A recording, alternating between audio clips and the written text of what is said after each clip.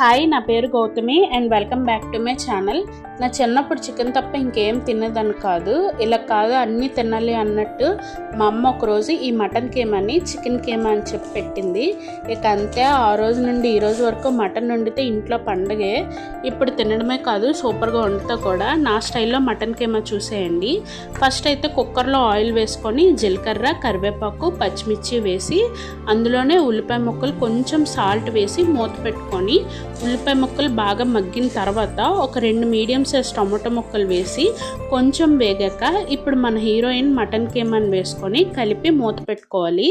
కేమాలో water అంతా బయటికి వచ్చి బాగా వేగాక అల్లం వెల్లుల్లి పేస్ట్ వేసి బాగా కలుపుకొని కారం, గరం మసాలా వేసి కలిపి వాటర్ అయితే వేసుకొని కుక్కర్ మూత పెట్టుకోవాలి. ఒక 4 to 5 విజిల్స్ వచ్చాక కుక్కర్ చల్లారాక కుక్కర్ మూత తీసి గ్రేవీ దగ్గర అయ్యే వరకు ఉంచుకుంటే మన మటన్ కేమా అయితే రెడీ. అండ్ ఈ వీడియో మీకు నచ్చితే ఒక లైక్ చేయండి and do follow for more videos.